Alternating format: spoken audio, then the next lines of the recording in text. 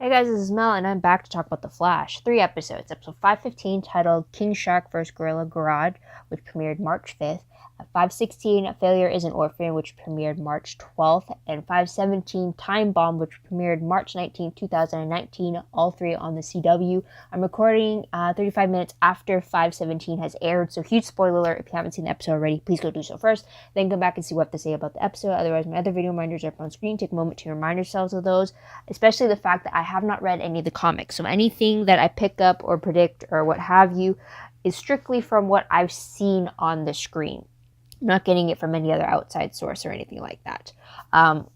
Or if anything, it's whatever else I might find relevant from Arrow, Flash, or Supergirl as well. Or not Flash, Legends of Tomorrow, my bad. This is the Flash. Anyways, I'm going to try to do this in 30 minutes. A little bit different format, but hopefully I could do 10 for each episode. But let's start the clock and let's begin with what happened in this episode. So, main plot reminders. Let's go from there. For 515, definitely the fact that you get the huge battle between King Shark versus Gorilla Grodd, which was pretty much mentioned, 501, 502 when Nora first appeared. So there's that. With 506, the plot reminder, I'd say, would have to be the supposed last public confrontation between the Flash and Cicada. And 517, I'd say big plot reminder is the fact that Nora's secret is finally exposed to the team. So there's that. So most shocking moment of the episode. So let's get into our moment of the episodes. For 515, I have that King Shark was briefly human before he chose to become a shark again to save this city. I definitely wasn't expecting that, hence the shocker. So it was very interesting to get the human part of him for a bit. So there's that. 516, the shocking moment had to be that Grace from the future as Cicada attacked. I mean, it was suspected that she would be Cicada 2.0 when in 512, when they jumped into her memory, and we saw this version of her first inside of Grace's memory. But this is the first time, but it was a shocker. So it wasn't a shocker that adult Grace would become Cicada. It was a shocker that we'd be seeing her in 2019. So there's that right there. She intervened and kidnapped Dwyer. So there's that. With the 517 shocker, though, I have to say was the fact that future Grace had killed her own Uncle Orphan in 2019. So there's that. I wonder if there's going to be some kind of paradoxal loop or something for that. Then again, the show doesn't really deal with the time paradox and stuff like that. So I'll leave that alone. But so as you know, for the grouped videos for The Flash, I do the storylines a little bit differently.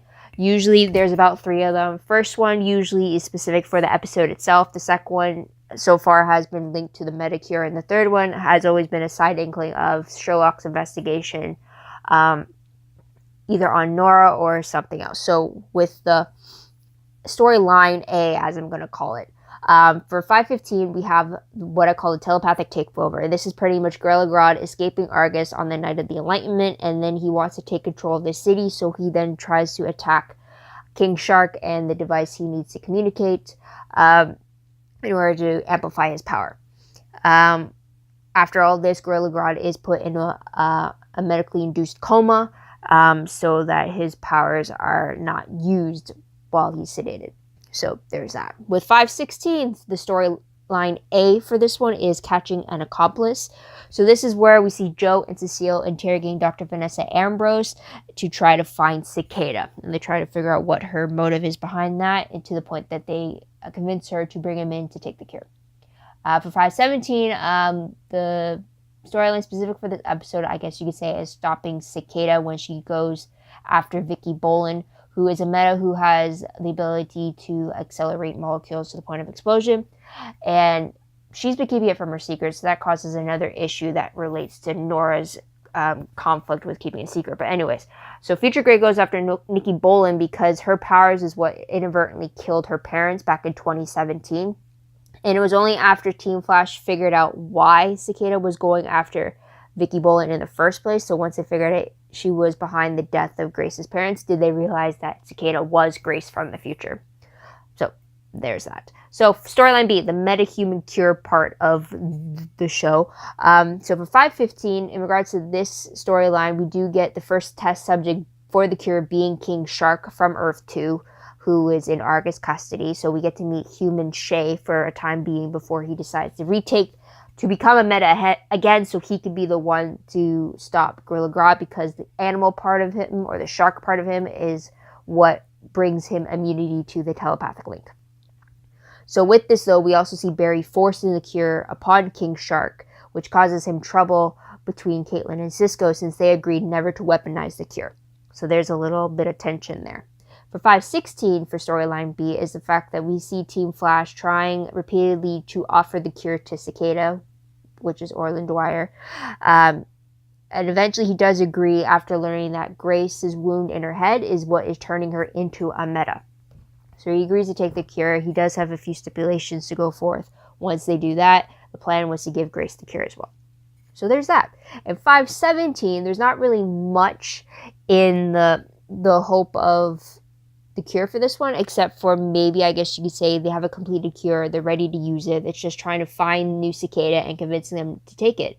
But now the question is that because they find out that it's actually Grace from the future, they find out that they can't give Kid Grace the cure because her coma doesn't put her in a very stable condition for the cure, as well as the fact that the part of her that is filled with dark matter is in her brain.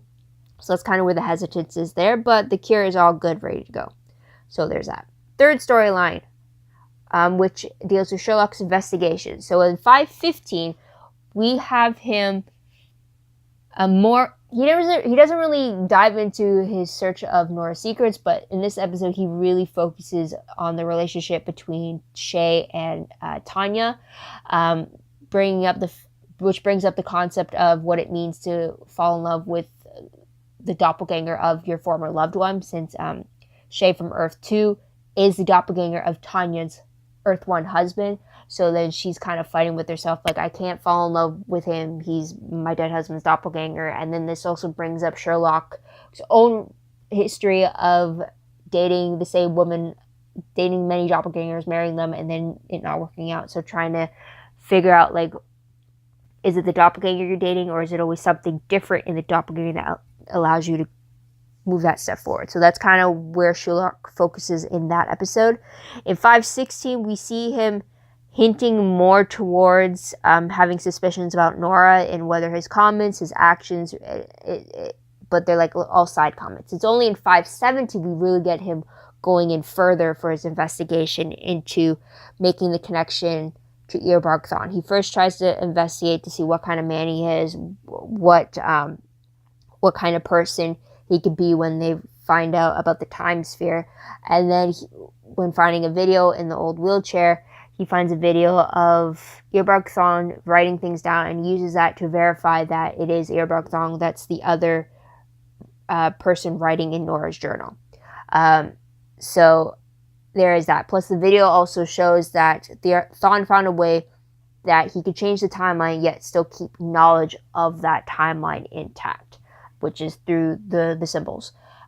So there is that. So main Tibbett, let's go into that. For 515, we do see Lila Michaels, aka Diggle's wife, from Argus in this episode because of King Shark and his connection to Argus. We also see Joe returning and help. Joe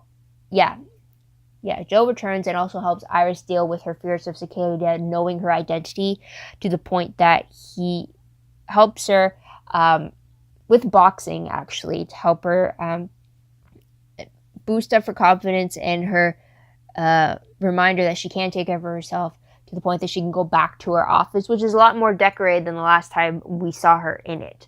So it's kind of helping her get over that fear. Also, we see Joe believing that someone else is helping Cicada to evade capture, which would lead to his 516 investigation into Dr. Vanessa Ambrose.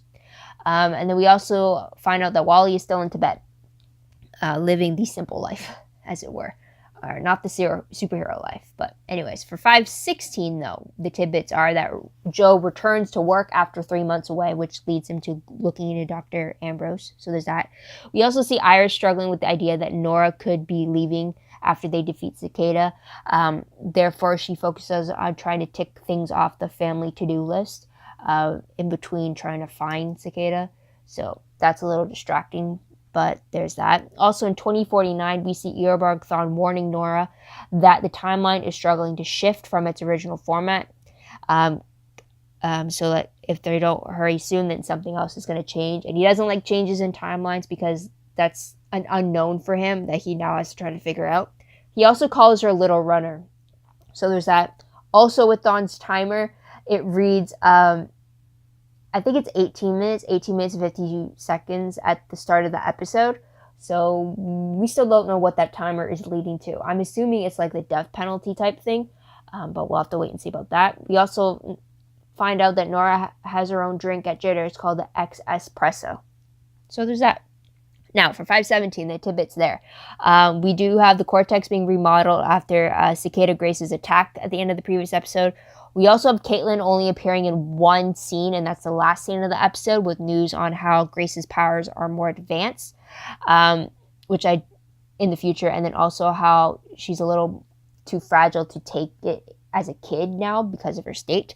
Also, because this is only Caitlin's only scene in the episode, this could be due to the fact that actress Danielle Pennebaker is preparing for her directorial role in the next episode. So in order to kind of free her up some time to prepare for that, they could have given her a smaller screen time in this, which makes sense.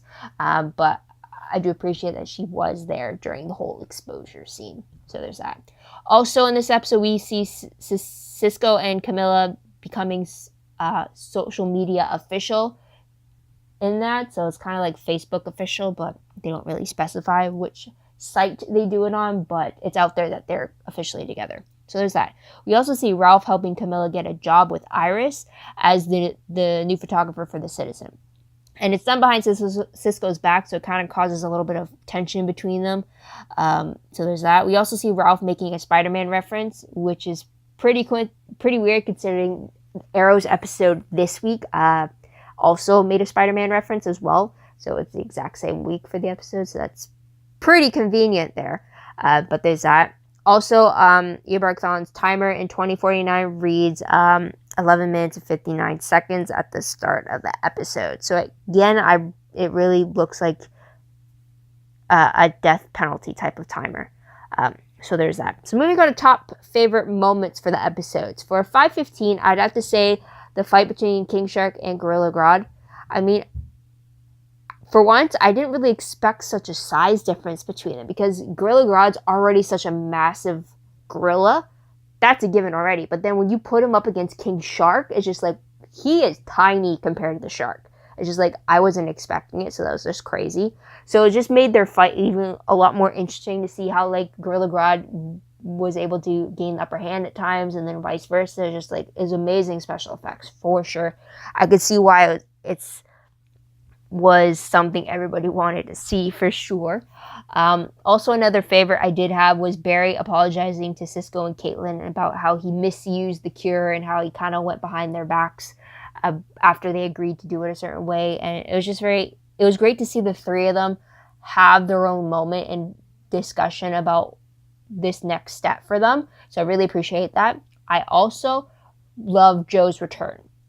It was definitely great, especially when he was with Iris and doing the whole boxing thing. It definitely showed father-daughter bonding that we've been lacking for a very long time.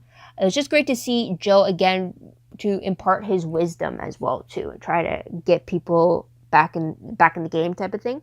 Which kind of leads me to one of my favorites in 516, and that was Joe's moment with Barry and how they give each other advice about. Barry needed advice about how to do his speech towards Cicada, and then Joe needed advice about how to handle Cecile's new powers in the workforce. So it was very interesting to see how they feed off of each other, how far they've come, and I definitely miss those types of talks between the two of them. It just makes you feel a lot more like, oh, I really did miss Joe, because there's a lot of moments he could have given advice for, and it was great to see him and Barry back at it with their words. So I really like that. Another favorite I did like was the fact that Team Flash had managed to cure Orlin Dwyer. I thought something was going to go wrong or he was going to back out, but it was just great to see them actually be able to do it, even though it did backfire at the very end when Grace showed up as Cicada. But still, at least they got part one of the plan done. So there's that. And moving on to my favorites for 517. So I love, because I've been waiting for this to happen, when Sherlock exposed Nora's secrets about her working with Eobard Thawne.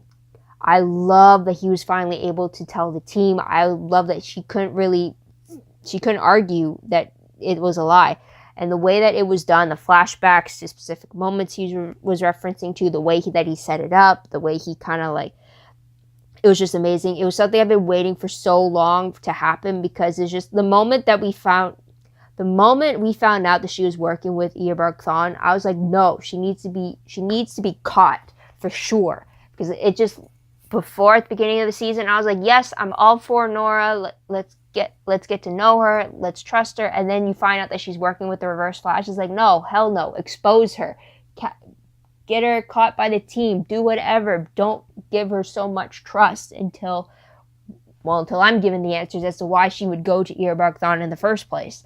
But also, another favorite was the fact that Sherlock's Investigation, specifically like him trying to get into the mind of Eobard Thawne, him going to the chair, him finding that extra device in there, him finding out all these different ways to finally lead up to his final verdict of it is a Reverse Flash that Nora's was working with. It's just like, it was great to see how he was able to come across all that. And it was just great to see that finally someone was able to like see past her deception, for sure. So there's that. And another favorite I had was Ralph's talk with Cisco about keeping his two lives separate.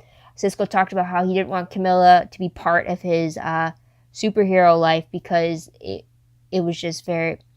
just gives him a sense of being normal. But then Ralph's like, well, there is going to come to a point where you can't keep those two separate, and it's always going to feel like you're always hiding one part of you. You're never fully yourself. So it was great to see that conversation, because you definitely get both sides as to why Cisco wanted it done this way, and then Ralph's side as to, well, I understand that, but there is going to come a time where you're going to have to choose, or you're going to have to realize, is it really worth hiding a part of yourself when you could be living with all of yourself on display? So there's that right there. So moving on to top peeved moments. So for 515, what I have written is the fact that I didn't like the fact that King Shark sacrificed his chance to be human. I mean, it's a very noble thing he did, but like at the same time, it reminded me, I don't know if you guys remember the TV show Moonlight, vampire show. It only lasted it was during the writer's strike of 2007, 2008. But anyways, there's one specific episode in the show where the vampire Mick had a chance to take the cure, but once he takes the cure, and during its duration of the cure in its system, he would be human again, but he could never take the cure again afterwards. So it's not like a continued dosage thing. So this is a vampire who always wanted to be human, and he finally gets a chance, but the moment that the love of his life is in danger by other vampires, he decides to reinfect himself and become a vampire again, cutting short the effect of the cure just so that he has the strength and ability to save the love of his life. So the moment that King Shark sacrifices his chance to be human and to have a life with Tanya, or a regular life with Tanya, he sacrifices that chance to save the city. And it really reminded me of Mick from Moonlight, and it's a peeve because it bummed me out that he'd have to make such a choice. It sucks that they couldn't alter the cure specifically for him so that he has a chance to be human again after becoming a shark again. So it just sucks that it had to be one or the other for him, for sure. So that was a peeve there. For 516, though, I had 3 peeves that I couldn't keep quiet about. So the first one I wrote was the fact that Barry's first speech to Cicada, he tried to cater it towards his legacy, and how it shouldn't be that trying to make it seem like the legacy he's leaving behind is one out of fear and not out of hope. And I'm so peeved about that, because they're trying Barry's speech to a man who does not care whether he lives or dies. Why the hell would he care about what his legacy will be left behind about? Why would you cater that towards your first speech for Cicada? I mean, and especially when you already know that Cicada is Orlin Dwyer, who has a child that he's doing this whole mission for to protect her. I mean, if anything, you should have had the first speech be about Grace to begin with, not as your second chance speech. So it just really pissed me off that he went the legacy route first instead of going the family route when you already knew who he was, what his motivation was. Everything was there. You just had to cut the first one out and go to the second. So it was just like, it was a waste of time, I thought, to do 2 speeches. But yeah, I don't know. It's just, for me, it's like cater to the fact that you're doing it for Grace. Take the cure for Grace, and then Grace gets the cure, and just like do it that way. It's like, instead, it's like, no, go to the legacy route. It's like, why the hell would he care? So that was a peeve right there, because it just did not make sense. Second peeve was the fact that Iris was trying to distract Nora from finding Cicada so she could do things on the family to-do list. I was so ticked off about that. Here you are having the whole team rush to try to find Cicada's location before he kills again or before they lose him again. And here you have Iris trying to interrupt and intercept her way in there to take Nora away from the search just so they can do some sightseeing, just so they can check some things off the family to-do list. I mean, like, really? Could you not have any worse timing at all? If anything, after the Cicada thing is all done, then go do your damn list with Nora and then send her to the future. Because apparently, whether she stays in the past or not, no one gives a crap about the timeline. So why not have her for a few extra days after Cicada is done? Why interrupt a current investigation where you're on the clock? I mean, that made no sense. So it really pissed me off again there that you couldn't have any better timing than it. So there's that. And the last peeve that I had was Cecile being mad at Joe when he said he wasn't comfortable with her using her powers in the field. I mean, like, it felt like she was across... Okay, the thing is the fact that this isn't news to Cecile. She knows that Joe had struggles with her abilities, her telepathy. I mean, we've seen it happen at the very beginning when it first showed up, and had his issues popping up in his personal time, and how, like, he didn't know how to handle having someone having full access to him. So, like, it's not news that to her that he would have these insecurities about it. But then to have her blow up about it when he's bringing it up at work, I mean, I know it's a pride thing, and it was dealt well, but in the moment when, like, she got mad at him, I was thinking, like, why the hell are you getting mad at him? For one, he's trying to do his job, and then here you are trying to do his job for him because you have these powers that you never had before. I mean, I understand for Joe, it's like that scene, again, he admitted that it was a pride thing, but it's like, I would also be a little peeved that someone who isn't supposed to be doing my job is the one doing my job instead of letting me do it. It would feel like crossing a line type of thing. It's like, it's kind of, I don't know, the way I kind of thought about it was like asking for, like, say, like, a kid has homework and they don't understand how to do it, and then, like, asking an older sibling who knows the material to help you out, and then all of a sudden they just come in and do the work for you without actually explaining it or actually, like, helping you through it. And it kind of felt like that because, like, in a sense, Joe's the little kid and Cecile's, like, the older kid who already knows the stuff and is just, like, doing it for you instead of telling you how or why things are happening. It just seemed like, I don't know, maybe I'm overthinking it, but in the moment, it just seemed more like she was crossing the line, essentially, or she was taking too much of his responsibilities away from him. And yes, Barry's speech about how, like, her strengths are Joe's strengths, and it helps them become better with each other, but that's also, I don't know, maybe I'm overthinking it, but it's a peeve because in the moment it was a peeve for me. But maybe I need to take some time to think about it a little more. I mean, the speech does make sense, but again, it's kind of more like your boundaries. You got to know when you can step and when you can't, and, like, where it's crossing the line and where it's not. So, I don't know. Maybe it's a job thing as well too. I have no idea. So there is that. But moving on to 517 for the peeves. Well, one's a small one, Caitlin's absence. It just, we've had her a lot for, I mean, I understand why she was absent because Danielle is getting ready for directing the next episode. But just like you could feel it in this episode when she's been so prominent in the previous ones because of Killer Frost as well. It's just, and the cure aspect is just like, I just felt it a lot more. So that was a peeve there because I love Caitlin. But another peeve of the fact is that they aren't giving the cure to Kid Grace. I mean, like the moment they do that, they just eliminate the whole issue there is with future Cicada Grace. I mean, it's not that hard. But then they have to put in the safety issue of the fact that she's not in a stable enough condition for her to take the cure because the dark matter's in her brain, or the fact that they need her consent to give it to her. And it's just like, especially when they keep getting reaffirmed notions from Cecile about how much hatred and rage is inside Kid Grace's mind. It's like, if you try to talk to that kid, there's no way she's going to agree to take the cure with all that hatred inside of her, especially if she finds out that her uncle is killed, or I don't know. The only reason I could see her wanting to take that cure is because she finds out that because of her rage, she grew up to be a person that was capable of killing her uncle, and she ended up doing it.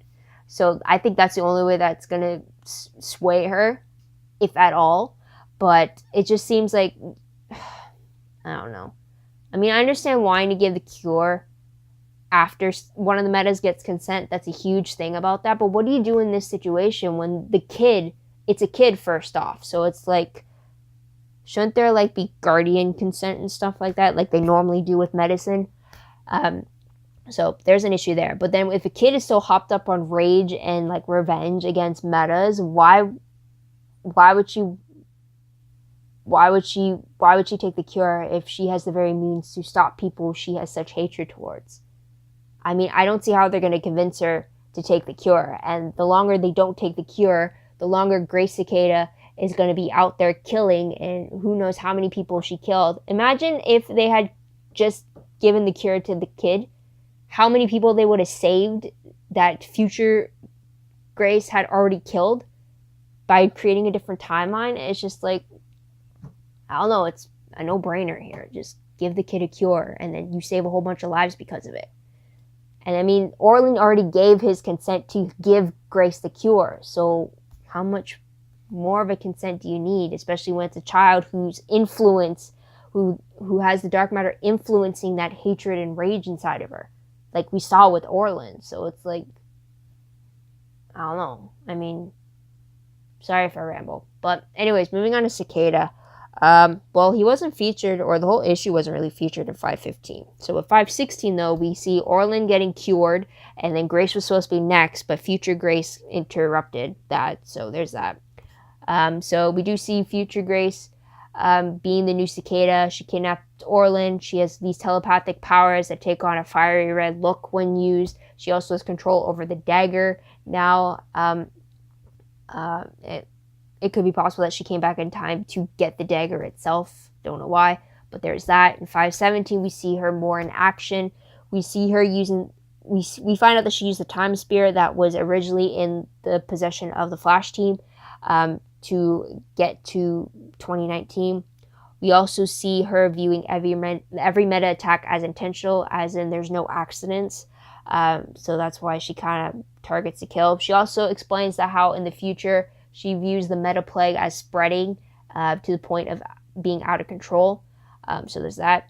Also, if you didn't notice, Cicada Grace actually called XS Nora, as if like they knew each other. So I don't know if that's because like she did her research, or if like something, or if it's because Kid Grace knew or something and that's why, or it's because of the whole mental mind link that they have now because Nora went into Grace's memory. So that's something there.